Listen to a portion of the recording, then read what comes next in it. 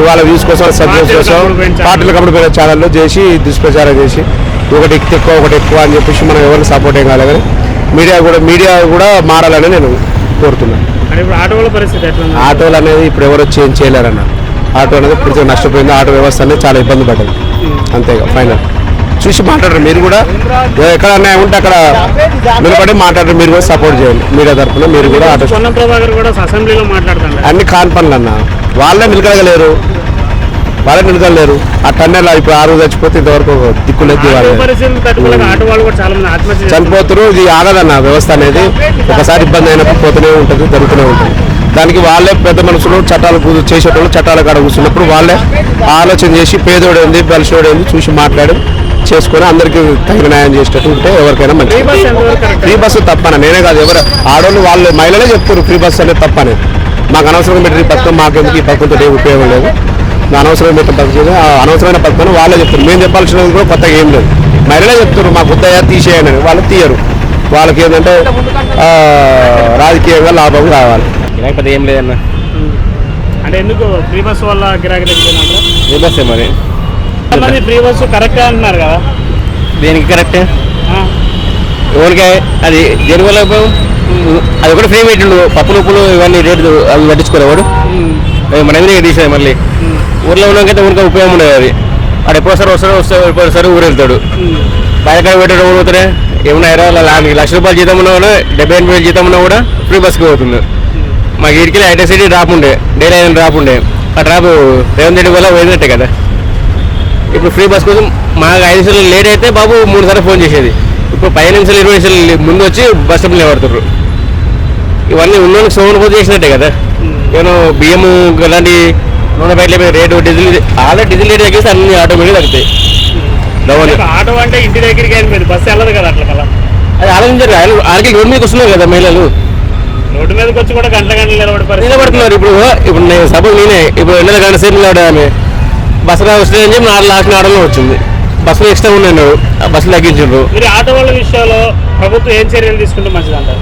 దానికి free bus తీస్తే అవసరం లేదు. ఫ్రీ బస్ ఒకటి ఇస్తే చాలు మాకు. 12,000 ఇస్తాను కూడా అది అవసరం లేదు. 12,000 మేమేం కావాలంటే నెలకు 12,000 ట్యాక్స్ రూపాయలు వానికి ఇస్తున్నాం కదా. అందరు పరిస్థితి రోజు కొట్లాడుతున్నాయి. ఇంకేం దొరుకుతుంది. ఈ రోజు ఏం సంపాదించుంటే ఏం సంపాదించు. పొద్దున్న రోడ్డు ఎండలో కూర్చొని 500 వస్తలేవు. 500 వచ్చిన వాళ్ళకి డీజిల్ పోసుకోవాలన్నా, ఇప్పుడు ఇంట్లో వేయాలన్నా, ఏమో సామాన్ తెచ్చుకోవాలన్నా ఏం అయితే లేవాలా.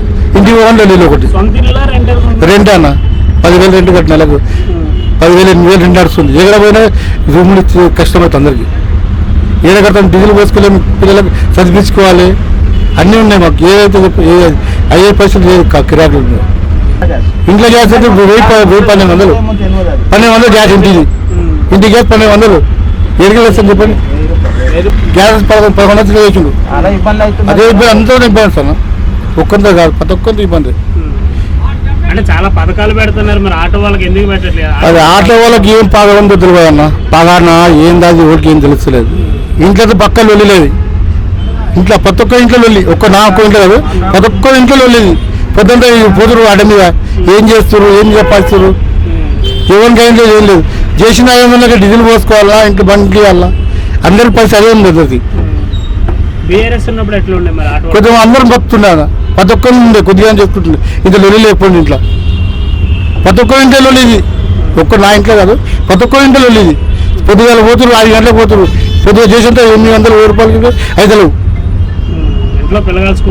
అందరు ఫీజులు ప్రతి ఒక్కరు నొక్కున్నాయి. ప్రతి ఒక్కరి ప్రాబ్లం ఉన్నాయి. ఫీజులు ఉన్నాయి, స్కూల్కి అన్నిటి ప్రాబ్లం ఉన్నాయి. ప్రతి ఒక్కరి ప్రాబ్లమ్స్ ఉన్నాయి. కట్టలేకపోతారు, ఇంటి కట్టలేకపోతే అందరూ. మరి గతంలో మీరు ధర్నాలు కూడా చేశారు కదా, మాకు ఆటో వాళ్ళకి న్యాయం చేయాలి, మరి దాని గురించి ఏం మాట్లాడాలా? వాళ్ళు పెద్దోళ్ళు చెప్పాలని ఏం చెప్పాలి. ఏం చెప్తుంది యూనియన్లు లేకుండా అయిపోయినాయి కదా సార్. ఏమని మాట్లాడాలి. సిటీ రావద్దంటారు బండి. ఏ బండి సిటీ రావద్దంటే డిస్ట్రిక్ట్ బండి వేసుకుని నడుపుకుంటాం. డిస్ట్రిక్ట్ బండి కూడా ఏ సిటీ వెళ్ళిపోతున్నాము. ప్రతి ఒక్కరు ఇదే ప్రాబ్లం అయింది. ఆటో వాళ్ళకైతే ఇబ్బంది ఉందన్న. అట్లా అది చాలా ఇబ్బంది. బస్సులు ఫిరాయిన్స్ అని లాస్ అయిపోయిన. అంటే ఫ్రీ బస్ అనేది ఎంతవరకు కరెక్ట్ అంటారు? ఇవి మాకైతే ఇబ్బంది అయింది ఆటో వాళ్ళకంటే. యూనియన్లన్నీ మాట్లాడుతున్నాయి కదా ప్రభుత్వం గురించి. ఏం మాట్లాడినా కష్టమేది. అన్న ప్రస్తుతం ఆర్థిక పరిస్థితులు ఎట్లున్నాయి ఆటో వాళ్ళు? ఏందన్నా అసలు బస్సులు మొత్తం ఫ్రీ అయిన ఆటోలు ఎక్కలేరు, ఆటోల వాళ్ళు చాలా కష్టం అవుతుంది. లేదు ఇంత ముందుగా 1000 రూపాయలు చేస్తున్నారు, 5 అయితే లేవు. బస్సుల వల్ల రోజు 500 అవుతున్నాయి. పొద్దున్న 500 రెంట్ ఏం కట్టాలి, పిల్లకి చదివియాలి, చాలా అన్ని ఇబ్బంది. పథకాలన్నీ పెడుతుండే ఆటో వాళ్ళకి కూడా 12,000 ఇస్తా సంవత్సరం కంటే. ఏమి ఇస్తాడు, ఎప్పుడు ఇస్తాడు?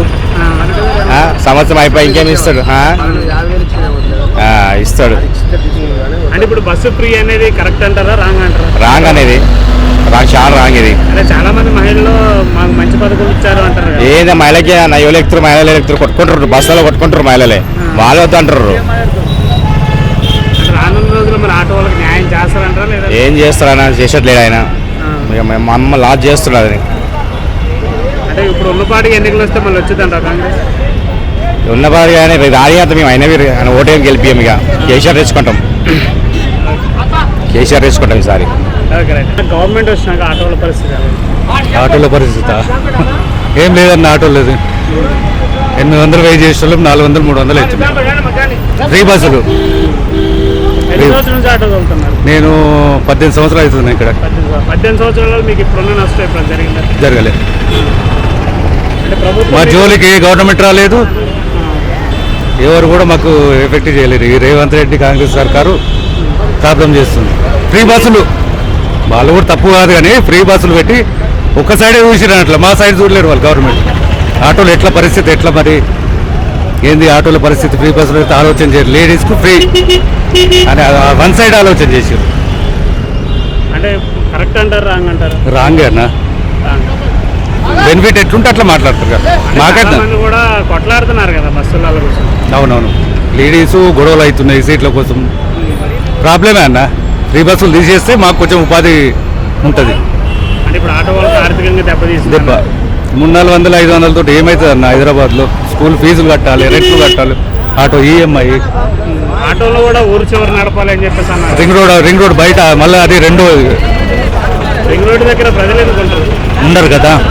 మరి సారు వెళ్ళాలి, రేవంత్ రెడ్డి సారు వెళ్ళాలి, గమనించి ఆటోలోకి ఏమన్నా సేవ్ చేయాలనుకో చేయాలి. నా ఆర్థిక పరిస్థితి ఇప్పుడు ఆటో వాళ్ళకి దారుణం ఉందన్న. కాంగ్రెస్ వచ్చినాక మరి మా బతుకు ఆటోలో బస్ స్టాండ్ అయిపోయిందన్న. మరి ఇది ఫ్రీ బస్సులు వేసేసిండు. ఫ్రీ బస్సు వేసినాక మాకు గిరాకీలు లేవు, ఏం లేవు. ఇగో పొద్దున్న లైన్లు పెట్టుకుంటే మినిమం ఈ లైన్లో అయితే మినిమం 2 గంటలు అవుతుంది లైన్ రానికి. ఆ 2 గంటలకు మళ్ళీ వచ్చేది 100 రూపాయలే. మినిమం లైన్లో 2 గంటలు అవుతుంది. ఏమంటే ఫ్రీ బస్సు అంటే ఆధార్ కార్డులు చూపిస్తారు లేడీస్ అందరూ. ఫ్రీ బస్సు అయిపోయింది, ఆటోలో చాలా ఇబ్బంది అయిపోయింది. అదే 12,000 ఇస్తున్నాడు, 12,000 ఏమి ఇవ్వపా ఇంతవరకు. చాలా ఇబ్బంది చేసిన ఆటోలకు అదే రేవంత్ రెడ్డి. ఇప్పుడు గ్యాస్ కరెంట్ ఇవన్నీ ఉచితంగా వస్తున్నాయి. 500 గ్యాస్ ఇస్తా అంటారు. ఏమి అన్న అంతవరకు అది ఏమి లేదు. ఆటోల పరిస్థితి అయితే మరీ దారుణంగా చేసిన ఆటోల పరిస్థితి అయితే మరీ బతుకు చాలా ఇబ్బంది అది మాకైతే. గిరాకీలు లేక ఏం లేక నెలకు 10,000 కట్టాలి ఆటో ఫైనాన్స్, నెలకు అంతకు 10,000 కట్టాలి. గిరాకీలు నడవక చాలా ఇబ్బంది పడుతున్నాం. ఆటో ఫైనాన్స్ కట్టుకోలేక, ఫ్యామిలీని కిరాయిలు కట్టుకోలేక చాలా ఇబ్బంది అవుతుంది. ప్రభుత్వం ఏం చర్యలు తీసుకున్నాం?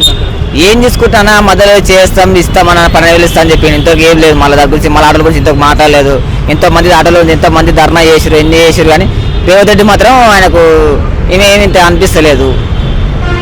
మా ఆటోలో కొంచెం రేవంత్ రెడ్డి మాత్రం మాకు చూసి నెలకి ఇస్తే బాగుంటుంది. రేవంత్ రెడ్డి ఒక ఆటో డ్రైవరు కిరాయి ఇచ్చుకొని కిరాయి నడుపుకుంటాడు. ప్రతి ఆటో డ్రైవర్ నెల 10,000 కట్టాలి.